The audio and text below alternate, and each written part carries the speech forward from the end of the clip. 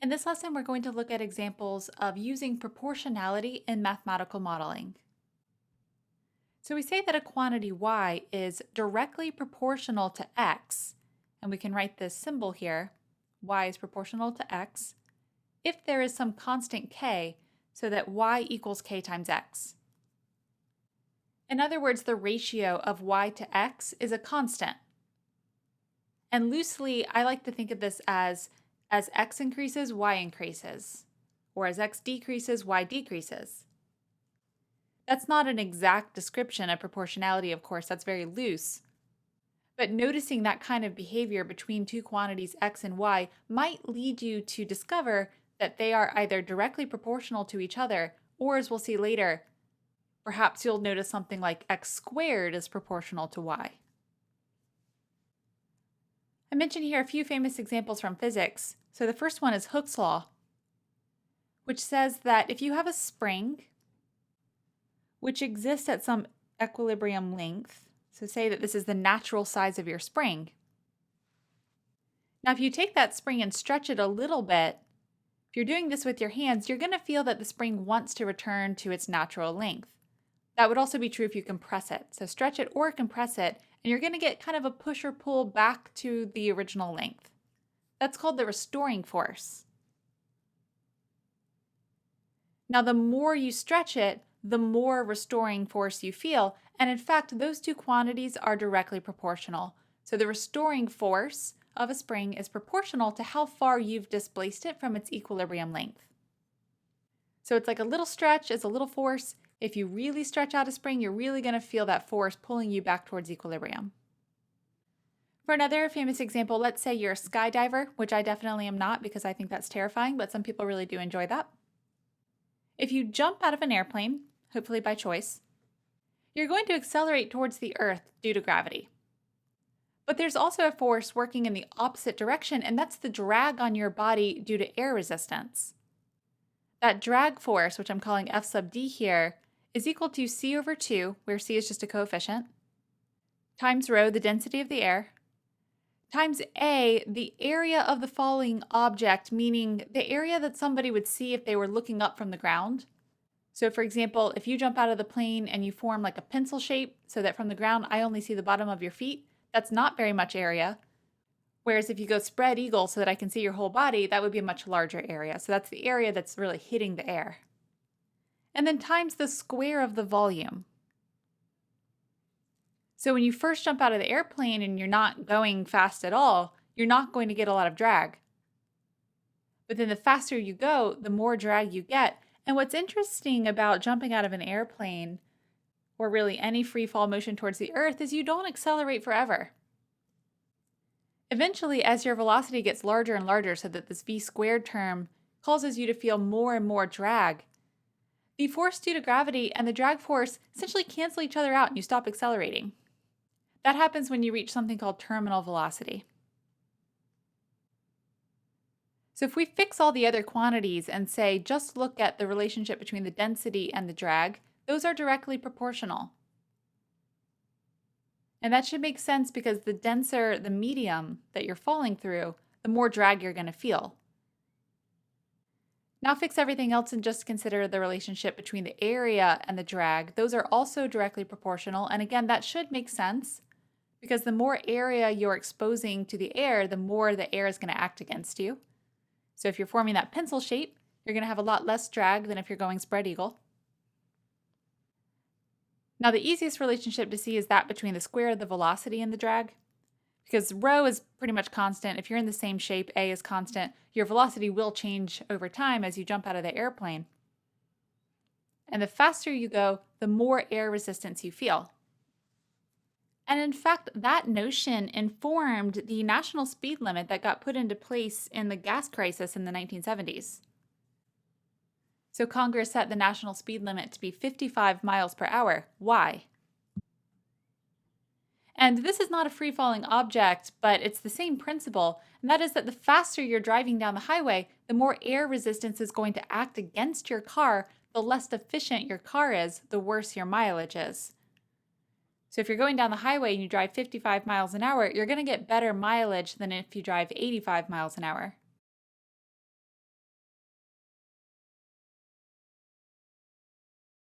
Now we're just going to look at examples of using proportional concepts.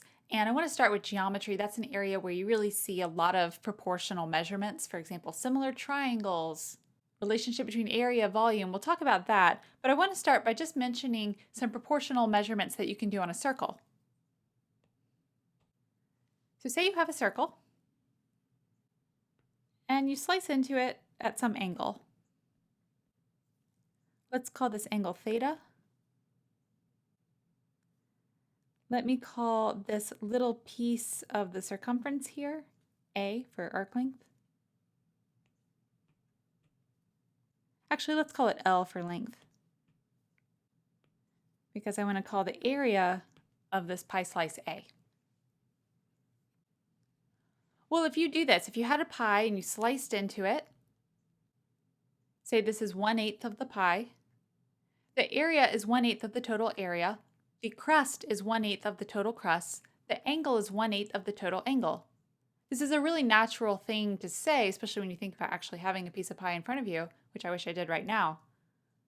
But it comes up a lot in problem solving, and sometimes people forget it. So in particular, the ratio of my angle theta to the full revolution, that's theta over 2 pi, that ratio is equal to the ratio of the area of this sector to the full area. So that's like A over pi r squared. And then that's equal to that arc length piece L divided by the full circumference. We can cancel pi out of all of those denominators. So you can get facts about a circle like this, such as that angle equals L over R.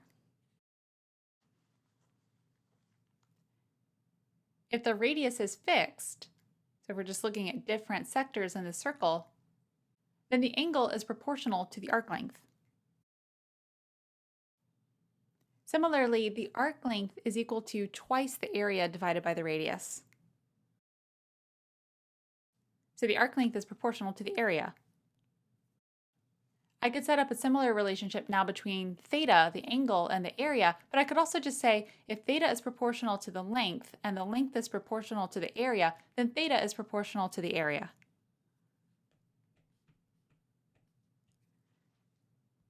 I mentioned these because I've seen students try to memorize these formulas when they study circles. And I'm like, I can't tell you this formula off the top of my head. I've never been able to do that. But if you just write down the bigger quantities, which you can remember, we know the circumference of a circle is 2 pi r, the area of a circle is pi r squared, the full angle is 2 pi. If you can write down these ratios, then you can rederive all of these special relationships relating the different components on a circular sector. Okay, we're going to actually use some properties of circles now to solve literally a huge question. So in particular, we're going to estimate the size of the Earth.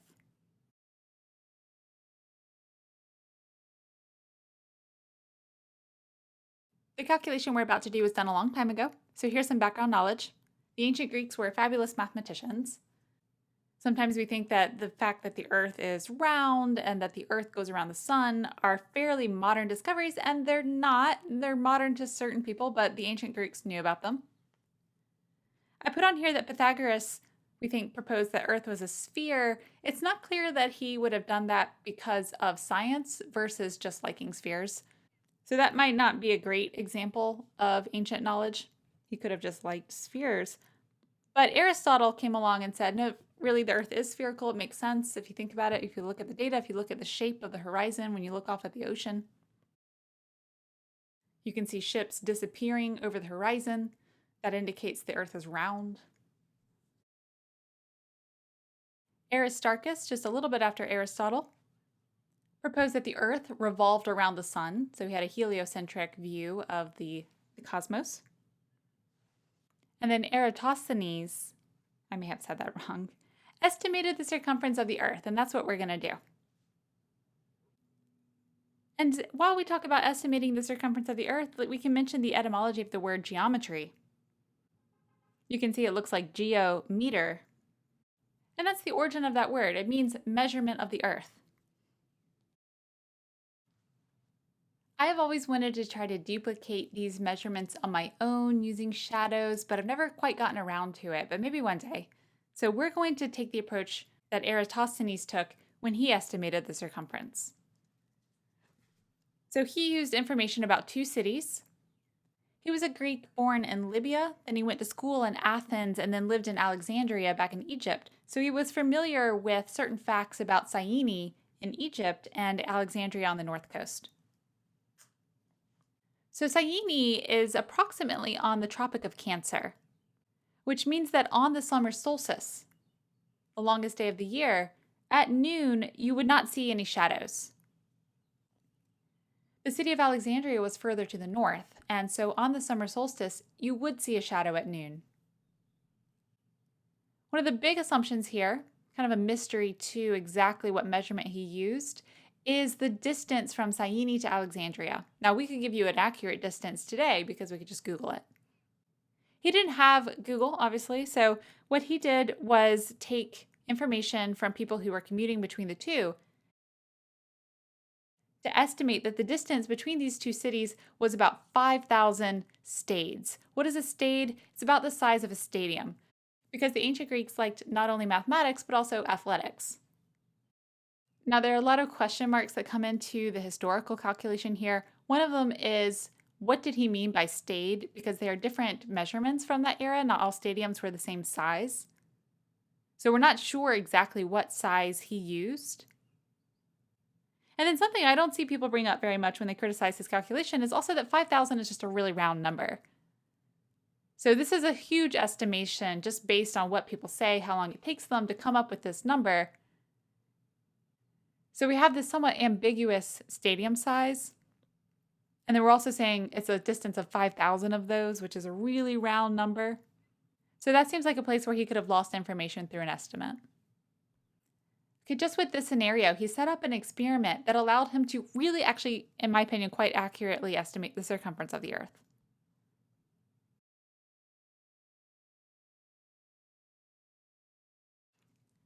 Eratosthenes was not just interested in computing this information for fun, although I think he probably would have found it fun. He was interested in geometry as a whole discipline, not just knowing facts about the Earth, but he was also interested in cartography.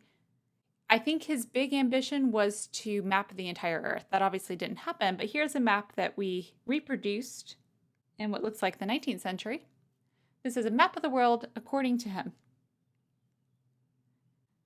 So you can see you have Britannia up here, looks like France, Spain, Italy. Gets a lot more detailed right around Greece and Egypt, obviously. And then you have sort of vague like Asia over here. Looking at this, I was wondering what Thule was up here. And nobody's quite sure. In fact, it got its own parallel of Thule. Could be anything from Iceland to part of Scotland to part of Scandinavia. And I even read that it could just be like a mythical place that they think of as somewhere far north. So here's Alexandria, the famous coastal city. And here is Syene. It's now known as the city Aswan in Egypt. And you can see that it's approximately on the Tropic of Cancer. And moreover, we're going to assume that they're about 5,000 stadiums apart, whatever that means.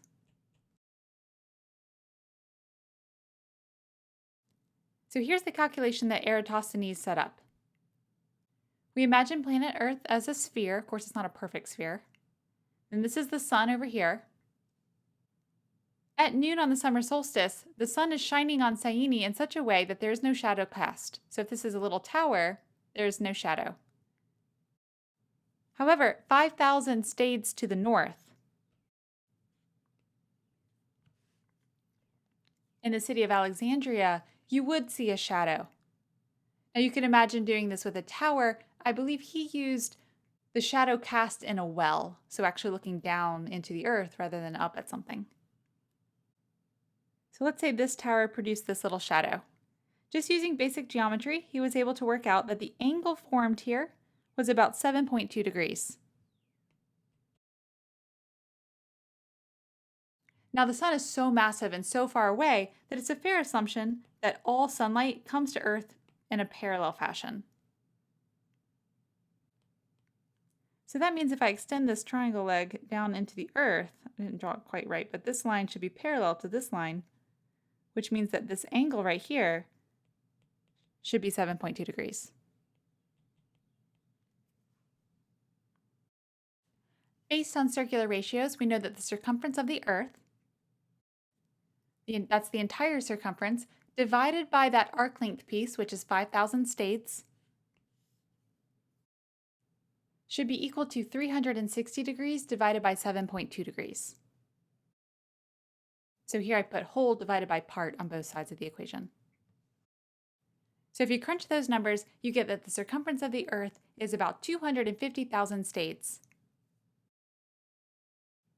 So if you plan on building stadiums all the way around the equator, now you know how many you're planning to build. If you'd like a more familiar measurement, the most common accepted value for a stade is 185 meters, although that's a topic for debate, and some people give a measurement which makes his calculation a little bit closer. So if one stade is, let's say, 0.185 kilometers, then he got about 46,250 kilometers. The true circumference of the Earth, which again is not a perfect sphere, but the circumference that you would get around the equator is about 40,075 kilometers. If you like miles better, he got that the circumference was about 28,738 miles versus the true circumference of 24,901 miles. So it's pretty close, I think. There is one measurement of a stade from that era which makes it really close. I feel his calculation suffers the most with this estimate of 5,000 stades. First of all, we don't know what a stade was exactly, but also 5,000 to me is maybe not accurate enough. But this is an example of using very basic proportionality to model the size of the entire Earth. Let's look at another geometry relationship or astronomy relationship, and that's Kepler's third law. So Johann Kepler, of course, was an amazing astronomer, and his three laws date from about 1609 to 1619. The third law says that for any planet in our solar system, let P denote its period around the Sun. Now, the period around the Sun is something that we could observe from Earth. And in particular, Johann Kepler's mentor, Tycho Brahe, had an enormous amount of astronomy data. So he had collected years and years of readings of celestial charts and data, and when Kepler was able to study all of that data, that's what he used to create his three laws. So we can observe the period that a planet takes around the Sun. What we cannot just observe is the distance from a planet to the Sun. Like, we can't step back and actually hold out a ruler and measure how far Venus is to the Sun. But what Kepler was able to show is that the square of the period is directly proportional to the cube of the average distance to the Sun. In other words, the cube of the length of the semi-major axis, because planets revolve actually following an ellipse. The ellipse that the Earth follows to go around the Sun is roughly circular, but technically planetary motion is elliptical. So let's suppose that we've used data from telescopes and people looking at the sky to figure out that the period of Venus is 0.62 Earth years, the period of Mars is 1.88 years, and the period of Saturn is 29.5 years. Just with this information, we can determine how much farther away they are from the Sun compared to us. When we say relative to Earth, we will measure distance using the unit AU, which is astronomical unit. So 1 astronomical unit is the distance from the Earth to the Sun. Okay, this is actually a really easy calculation. If p squared is directly proportional to a cubed, that means that there's some constant k for which p squared equals k times a cubed. Now this is the same k for any planet. So let me write this equation for Venus. We'll say the period of Venus squared equals k times the distance of Venus cubed. Now divide each side by the corresponding quantity for Earth. So that would be like the period of Earth squared. And on the right-hand side, the same k times the distance of Earth cubed.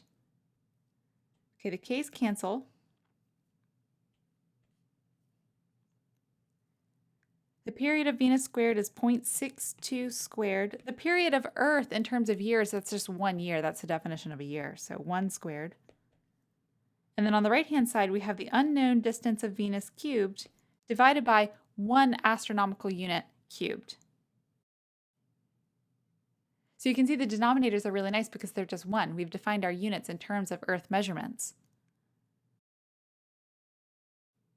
So that means that the distance of Venus from the Sun would be the cube root of 0.62 squared. And you compute that, and you get about 0.73 AU. So that means that Venus is about 3/4 of the way from the Sun to Earth. We don't need to set up these ratios for Mars and Saturn because it's going to be the exact same thing. We'll have denominators of 1, the k's will cancel out, so all of them will satisfy that the distance is the cube root of the period squared. Okay, so the distance for Mars is going to be the cube root of 1.88 squared. And that's about 1.5. So a Martian would say Earth is about 2/3 the way from the Sun to us. Same deal for Saturn.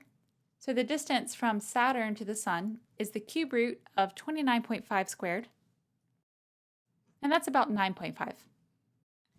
So Saturn is over 9 times farther away from the Sun than we are.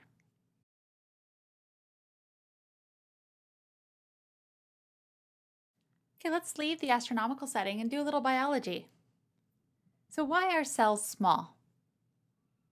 Is there any geometric reason why a cell has to be a teeny tiny thing that you can only see through a microscope? Why they didn't evolve to be bigger? Let's consider a perfect sphere. The volume of a sphere is 4/3 pi r cubed. Let me rearrange terms a little bit here. I'm going to write that as 1/3 times 4 pi times r squared times r. And the reason I did that is 4 pi r squared is the surface area. So volume is 1/3 times r times a, where a is the surface area. But in particular, I'm going to rearrange terms now and write that the ratio of the area to the volume, so a divided by v, is equal to 3 divided by r. I like that because we think of a cell as small, and I know what happens when I shrink a denominator. So as you let the radius get smaller and smaller, closer and closer to 0, the fraction on the right-hand side becomes a really large number. So that means that there's a lot of surface area for a small amount of volume when you're looking at a small sphere.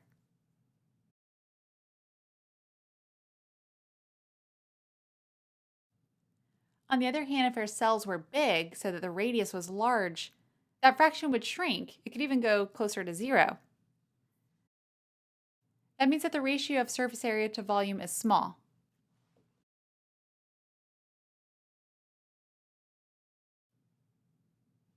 So if a cell needs to exchange material from inside the cell to outside of the cell and transport across the cell membrane, if you have a small volume and a large surface area, it's not hard to push material from inside to outside.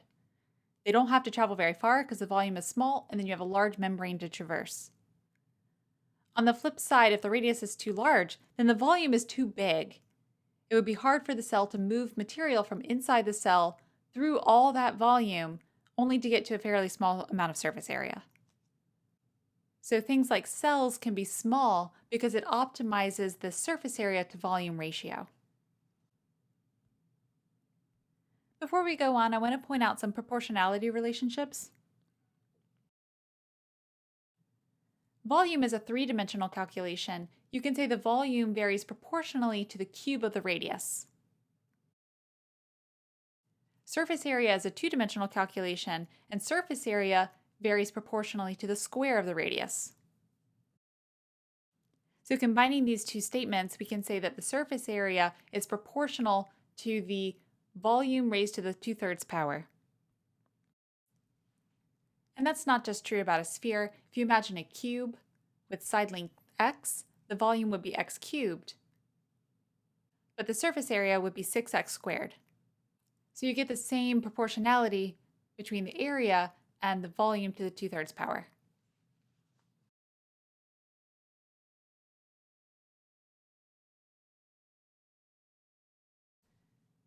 Okay, let's take a look at heartbeat data.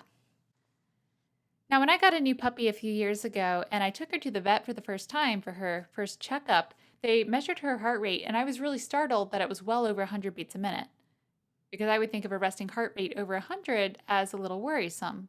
But they said, no, that's totally normal. That's because different animals have different pulse rates. So here's some data from A.J. Clark's Comparative Physiology of the Heart.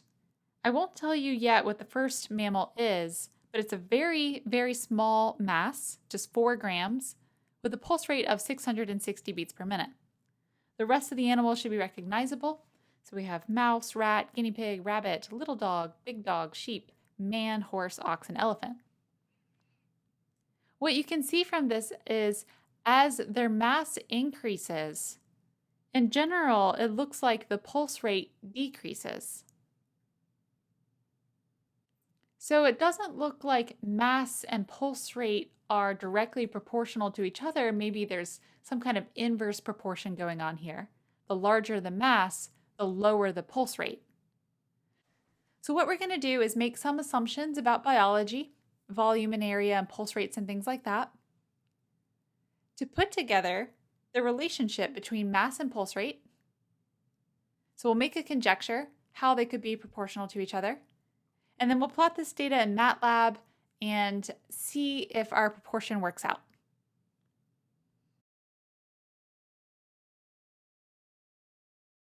Okay, so I've listed out most of the work here, but let's go through it. So our big assumption is that mammals are similar creatures, like similar triangles. It's a little bit of a stretch because I don't think of myself as very similar to, say, a mouse or an elephant. But actually, it turns out it's a pretty good assumption. So we'll assume that mammals have the same density.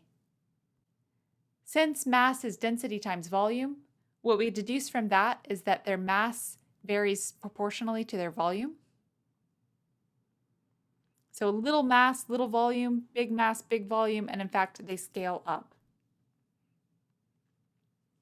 And we're going to imagine that they're geometrically similar, which means that they have the same ratio between the volume of the animal and the skin, say the surface area of the animal.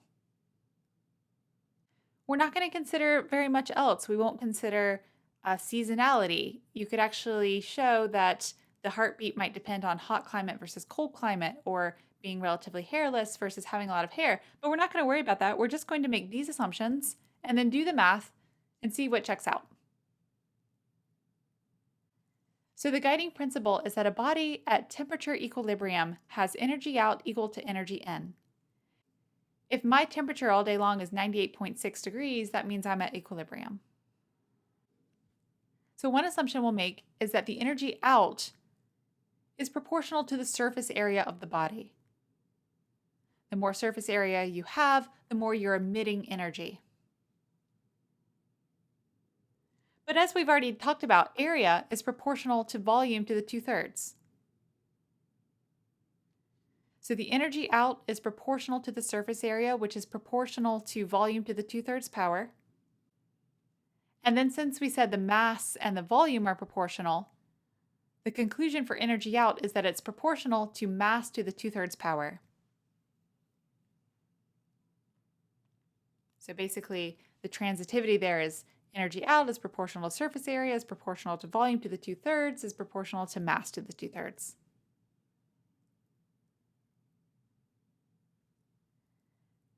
On the other side of the equation, we want to consider the energy in. This takes a little bit more biological background, which I don't actually have. But the idea is the energy in is proportional to the blood flow in the lungs. So that's bringing oxygen into the body.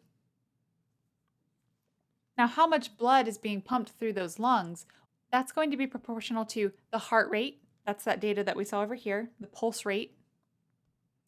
So how often the heart beats times the volume of the heart.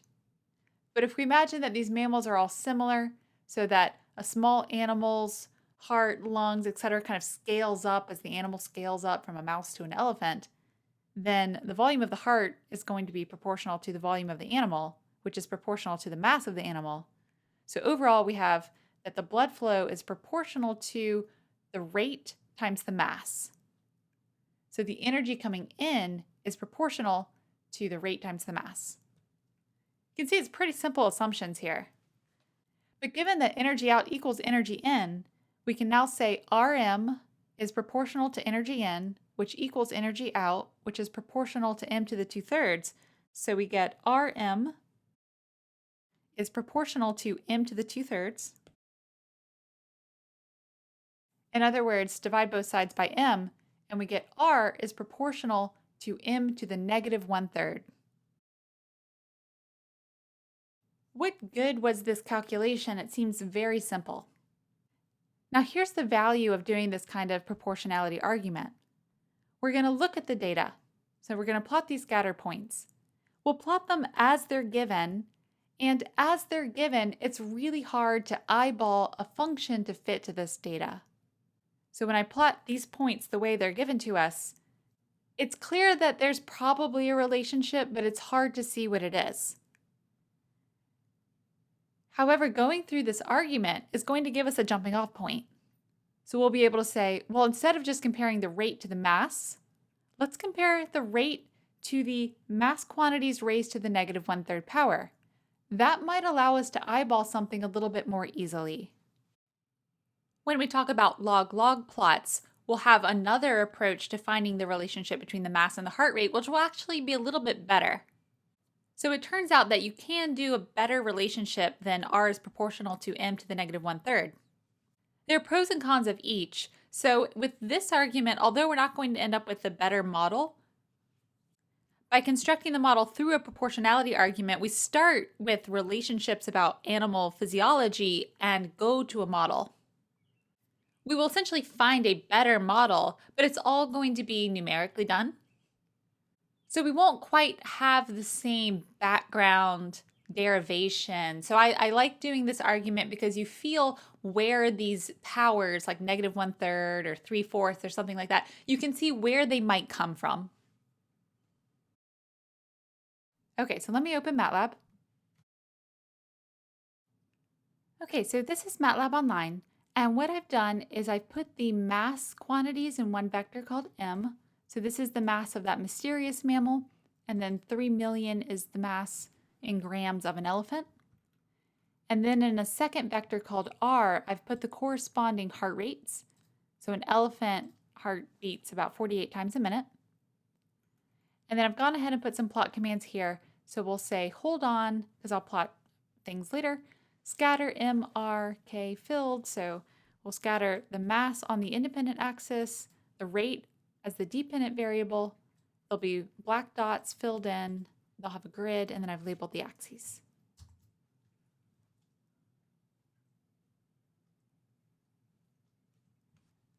Okay, so here's the plot.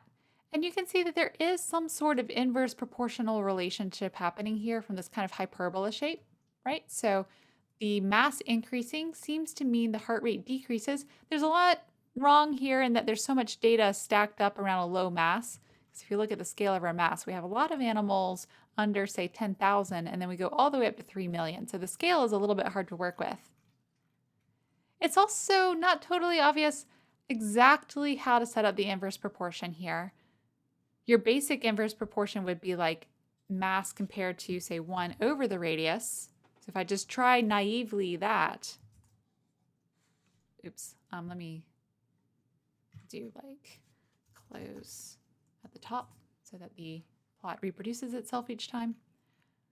Okay, it's a little strange again. Maybe this is the relationship, but again, I'm just guessing here. So if I don't do that work that we did to try to figure out a jumping off point for the relationship between the rate and the mass, I'm just kind of naively guessing, right? So I could be like, well, what about m squared? And again, I didn't get too much out of that. However, what we're saying is that we think that there's a linear type relationship between the rate and mass to the negative 1/3 power. So let's do m to the, have to do array exponentiation, negative 1/3 power, and r. And there it is. You see here that with the exception of this data point over here, there's roughly a line. Let me actually make these data points a little smaller. Like that, so you can really see that there's like a line of best fit through most of the data except for one all the way out here, which seems like an outlier. We can actually label that dot, so that's going to be, I'll show you what I did. The command is text, and then I know that that's corresponding to that first creature. So I did, the first mass to the negative 1/3 power, that's the x coordinate, the first rate, and then I'm titling it with that name. Okay, so it's off the charts, but that's that first creature, which was really, really light.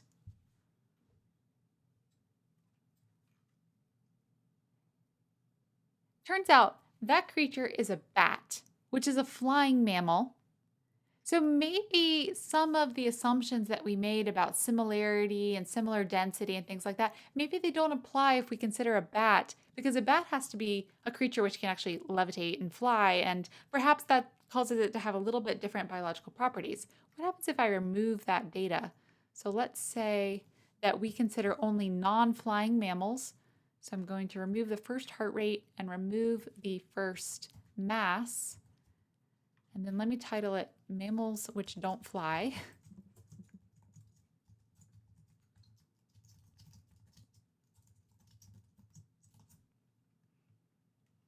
Oh, we got to remove that text now because that doesn't correspond to that animal anymore. So let me just comment it. Okay, you can see here that there is clearly a linear type relationship between the heart rate and the mass to the negative 1/3 power. Let me add that.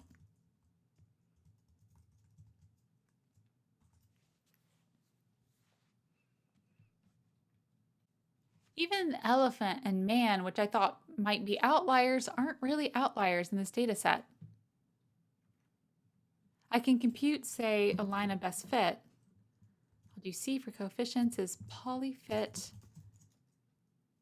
m to the negative 1/3. Actually, I need to do array exponentiation again. R and 1. And then let's write a function which is polyval with that data, the variable x. That's just independent variable. And then I can add to this plot f plot f, and then it looks like we want to go from 0 to about 0.4. Okay, so given this data set, there's our line of best fit. Of course, this is fit to a certain subset of the mammal kingdom. And in particular, if you wanted to write down a relationship of the form r equals k times m to the negative 1/3 power, you would expect it to go through the origin, because it's strange to say an animal with 0 mass has some positive heart rate. But the point of this really, if we go back to the work that we were doing, was how to use geometry, biology, basic assumptions like that, together with the ideas of proportionality, so that when you try to approach modeling data, you want to fit a function to a data set, you do so wisely. You're not just guessing, but you're making an educated guess right from the beginning. As I mentioned before the Matlab demonstration, it turns out that we can do a little bit better than what we were just looking at. But this model still seems like it could be a useful way to visualize the relationship between heart rate and mass. Why might it be able to be improved? And it's probably because of some of these assumptions that we made about animals. So we assumed a lot of similarity, and probably some of those assumptions were too broad. But hopefully this demonstration shows you how you can use proportionality to try to build up some kind of law, say in this instance in the biological kingdom. Okay, so I hope you enjoyed this look at using proportionality in modeling. Thank you for your attention.